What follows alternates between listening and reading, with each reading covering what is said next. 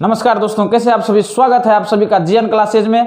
दोस्तों, ये एक ऐसा प्लेटफॉर्म है जहां पर आपको मैट्रिक के एग्जाम के लिए बहुत ही बढ़िया कंटेंट यहां पर दिया जाता है। तो मैं एक बार फिर से आप सभी को कहूंगा कि अगर आपने इस चैनल को सब्सक्राइब नहीं किया है तो चैनल को सब्सक्राइब करें और इसे अधिक से अधिक शेयर करें ताकि दूसरे लोगों को भी इससे मदद हो।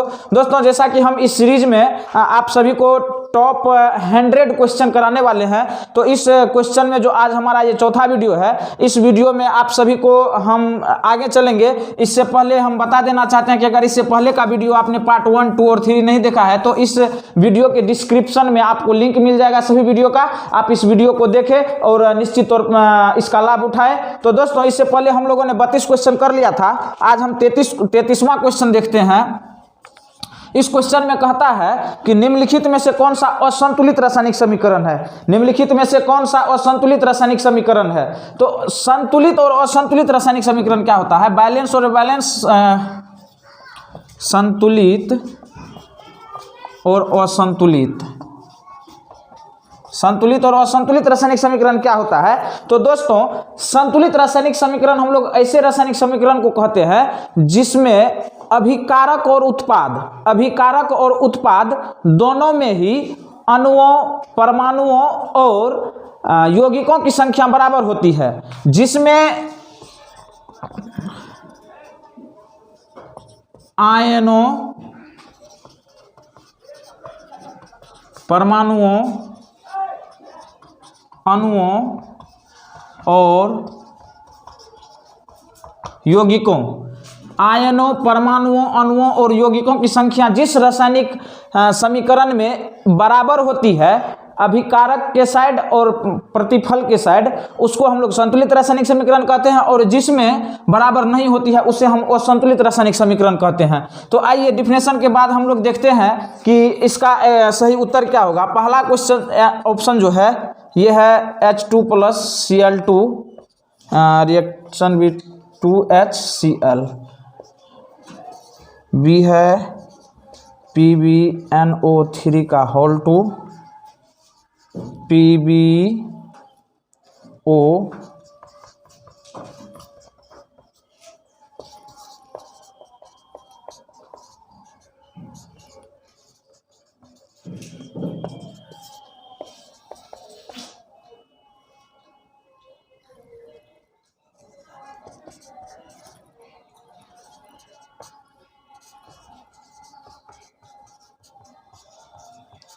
दोस्तों, यहाँ जो रासायनिक समीकरण हमें दिया गया है, इस रासायनिक समीकरण में हम देखते हैं कि कौन सा असंतुलित, रिएक्टेंट साइड और प्रोडक्ट साइड किसमें मॉलिक्यूल की संख्या इक्वल नहीं है। तो पहला रासायनिक समीकरण हम देखें तो हाइड्रोजन इस साइड 2 गो, क्लोरीन 2 गो, इस साइड भी हाइड्रोजन 2 और क्लोरीन 2। तो निश्चित तौर पर ये कौन सा समीकरण हो जाएगा। ये हो जाएगा संतुलित रासायनिक समीकरण। कौन सा रासायनिक समीकरण। संतुलित रासायनिक समीकरण। इस रासायनिक समीकरण में देखते हैं हाइड्रोजन इस साइड 4 गो, इस साइड ऑक्सीजन 2 गो, इस साइड हाइड्रोजन 4 गो, ऑक्सीजन 2 गो। तो निश्चित तौर पर यह भी एक प्रकार का संतुलित रासायनिक समीकरण का एग्जाम्पल है। इस साइड हम देखते हैं ऑक्सीजन 6 के पोटेशियम और क्लोरीन 2। इस साइड भी है तो यह भी हो गया संतुलित रासायनिक समीकरण। तो यहाँ पर जो ऑप्शन नंबर बी है, ये हमारा हो गया असंतुलित रासायनिक समीकरण। आइए, इसका आंसर हो गया बी। हम लोग अगला क्वेश्चन देखते हैं, क्वेश्चन नंबर 34। क्वेश्चन नंबर 34 देखते हैं। क्वेश्चन नंबर 34 कहता है Cl2 + 2 potassium iodide 2KCl with I2। एक देखिए, यहाँ पर पोटेशियम आयोडाइड क्लोरीन और पोटेशियम आयोडाइड अभिक्रिया करके पोटेशियम आयोडाइड और आयोडीन बना रहा है। पोटेशियम क्लोराइड और आयोडीन बना रहा है। कह रहा है कि ये किस प्रकार का अभिक्रिया है। तो दोस्तों, यहाँ पर यह जो अभिक्रिया है, यहाँ पर देखेंगे सोडियम इस साइड अकेले है और इस साइड सोडियम के साथ पोटेशियम जुड़ गया। पोटेशियम जुड़ने के कारण ये कौन सा अभिक्रिया हो जाएगा। विस्थापन अभिक्रिया हो जाएगा। विस्थापन अभिक्रिया। क्वेश्चन नंबर 35 हम लोग देखते हैं क्या कहता है। कह रहा है निम्नलिखित में से कौन सा संतुलित रासायनिक समीकरण है। तो यहाँ पर फिर से संतुलित और असंतुलित रासायनिक समीकरण आया। तो संतुलित रासायनिक समीकरण किसे कहते हैं, तो मैं अभी पहले बताया हूं कि वैसा रासायनिक समीकरण जिसमें आयनों, अणुओं, परमाणुओं और यौगिकों की संख्या बराबर होती है दोनों तरफ, प्रोडक्ट साइड भी और रिएक्टेंट साइड भी, तो ऐसे रासायनिक समीकरण को हम लोग संतुलित रासायनिक समीकरण कहते हैं। तो हमसे पूछा है कि कौन सा रासायनिक समीकरण है, Fe + Cl2 FeCl3 NH4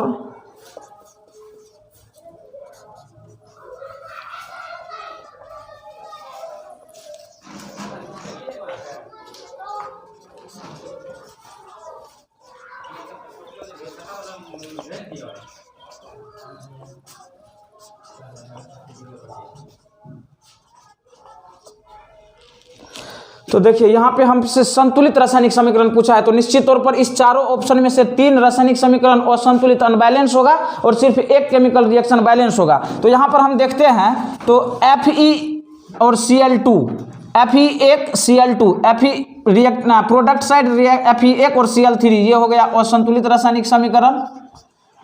इसको देखेंगे NH4 यानी नाइट्रोजन 1, हाइड्रोजन 4, नाइट्रोजन फिर यहाँ 1, तो 1 1 2, 2 नाइट्रोजन 4 हाइड्रोजन 2 ऑक्सीजन। तो यहाँ पर देखते हैं 2 नाइट्रोजन 4 हाइड्रोजन और यहाँ पर 2 ऑक्सीजन। तो ये हो गया संतुलित रासायनिक समीकरण।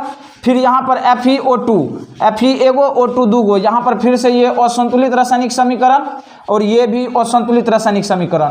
तो हमसे पूछा संतुलित रासायनिक समीकरण, तो संतुलित रासायनिक समीकरण यहाँ पर ये, तो ऑप्शन नंबर बी इसका सही आंसर हो जाएगा। आप लोग इसका स्क्रीनशॉट ले लें। और क्वेश्चन नंबर हम लोग 36 देखते हैं। क्वेश्चन नंबर 36 कह रहा है कि रासायनिक अभिक्रिया को किसके द्वारा व्यक्त किया जाता है।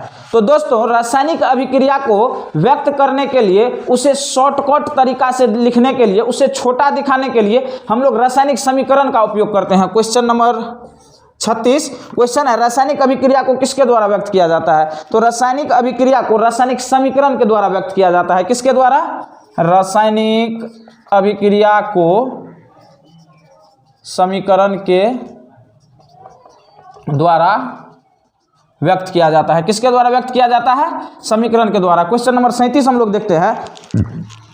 कह रहा है शरीर में भोजन का पचना किस प्रकार का अभिक्रिया है। शरीर में भोजन का पचना किस प्रकार का अभिक्रिया है।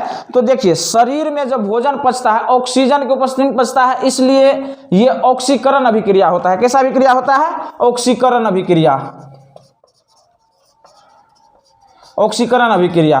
शरीर में भोजन का पचना कैसा अभिक्रिया है, एक ऑक्सीकरण अभिक्रिया है। अगला क्वेश्चन कर रहा है जिंक ऑक्साइड और कार्बन मोनोऑक्साइड, जिंक ऑक्साइड और कार्बन मोनोऑक्साइड अभिक्रिया करके जिंक और कार्बन डाइऑक्साइड बना रहा है। कह रहा है इनमें से कौन सा कथन सही होगा। रिएक्शन देखेंगे, जिंक ऑक्साइड और कार्बन मोनोऑक्साइड, जिंक ऑक्साइड और कार्बन मोनोऑक्साइड अभिक्रिया करके जिंक और CO2 बना रहा है। कह रहा है इनमें से कौन सा कथन सही है।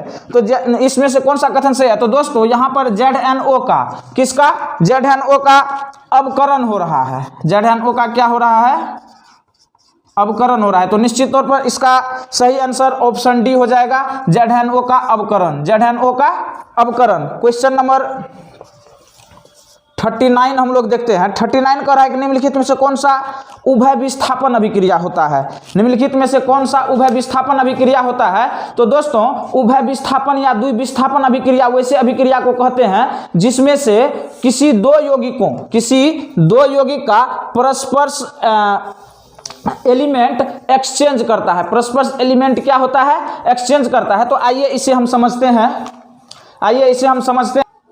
तो दोस्तों 39वां जो क्वेश्चन है हमें करा निम्नलिखित में से कौन सा उभय विस्थापन। उभय विस्थापन मतलब उसमें जो दो यौगिक है, उस दोनों यौगिक का कुछ ना कुछ भाग आपस में एक्सचेंज होता है। तो यहाँ पर हम पहला रिएक्शन देखते हैं, 2H2O और +O2 अभिक्रिया करके 2H2O बना रहा है, यानी ये हो गया हमारा संयोजन अभिक्रिया। संयोजन अभिक्रिया 2Mg+O2 मैग्नीशियम ऑक्साइड बना रहा है, ये भी संयोजन अभिक्रिया। और यहाँ पर Zn+H2O, यहाँ पर ZnSO4 जिंक सल्फाइड और हाइड्रोजन बना रहा है। तो यहाँ पर ये यहाँ पर ये विस्थापन अभिक्रिया हुआ। कौन सा अभिक्रिया? विस्थापन अभिक्रिया। तो यहाँ पर ऑप्शन बी जो है हमारा, यहाँ पर AgNO3 plus NaCl AgCl plus NaNO3 बना रहा है। यहाँ पर ये उभय विस्थापन अभिक्रिया का एक एग्जाम्पल है। ये जो अभिक्रिया हमारा उभय विस्थापन, या इसी को हम लोग द्विविस्थापन अभिक्रिया भी कहते हैं, उभय विस्थापन या द्विविस्थापन अभिक्रिया। क्वेश्चन नंबर 40 हमसे कह रहा है कि कैल्शियम कार्बोनेट को गर्म करने पर कैल्शियम ऑक्साइड एवं कार्बन डाइऑक्साइड गैस बनता है। यह किस प्रकार की रासायनिक अभिक्रिया है? क्वेश्चन को दोस्तों एक समझेंगे, बहुत ही महत्वपूर्ण क्वेश्चन है। क्वेश्चन कह रहा है कि कैल्शियम कार्बोनेट को गर्म करने पर कैल्शियम कार्बोनेट को किया जा रहा है? गर्म किया जा रहा है। कह रहा है कैल्शियम कार्बोनेट को गर्म करने पर कैल्शियम ऑक्साइड एवं कार्बन डाइऑक्साइड बनता है।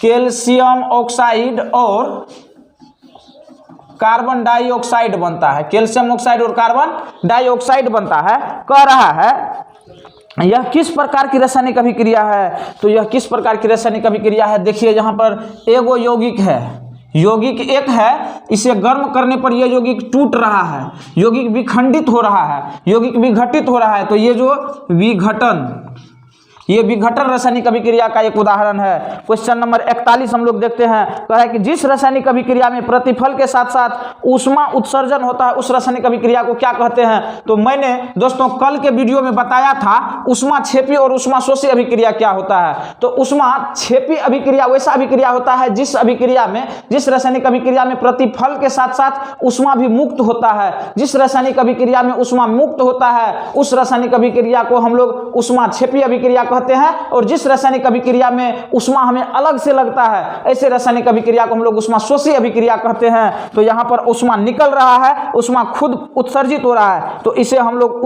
उत्सर्जन, इस अभिक्रिया को हम लोग ऊष्मा क्षेपी अभिक्रिया कहेंगे। कौन सा अभिक्रिया? ऊष्मा क्षेपी क्रिया। ऑप्शन नंबर ए 41 का ऊष्मा क्षेपी अभिक्रिया। क्वेश्चन नंबर 42 दोस्तों हम लोग देखते हैं। कह रहा है किसी ताजा तेल को बहुत दिनों तक सुरक्षित रखने के लिए निम्न में से किस गैस का उपयोग किया जाता है? ताजा तेल को हमें सुरक्षित रखना है। ताजा, अच्छा हम पहले ये समझ लेते हैं कि कोई भी चीज खराब कब होता है? तो वो चीज तब खराब होता है जब वो ऑक्सीजन के साथ अभिक्रिया कर लेता है। तो दोस्तों ऑक्सीजन के साथ अभिक्रिया नहीं करे, इसके लिए हमें जिस बर्तन में तेल रखा जाता है उस बर्तन के ऊपर हमें ऐसे गैस देने की आवश्यकता होती है जिसके कारण ऑक्सीजन उस तक नहीं पहुंचे। तो ऐसा गैस हमारे सामने दो है, हीलियम और नाइट्रोजन। नाइट्रोजन दोस्तों हम लोग जो लेज खाते हैं ना, लेज, उस लेज के पैकेट में भी नाइट्रोजन गैस भरा जाता है ताकि हमारा जो वो लेज होता है खाने वाला वो बहुत दिनों तक खराब नहीं हो। तो दोस्तों एक बार फिर से आप सभी को मैं बताना चाहूंगा, अगर ये वीडियो आपको अच्छा लगे तो इस चैनल को आप लोग सब्सक्राइब करेंगे, लाइक करेंगे और अधिक से अधिक शेयर करेंगे ताकि ये वीडियो और लोगों तक पहुंचे। धन्यवाद।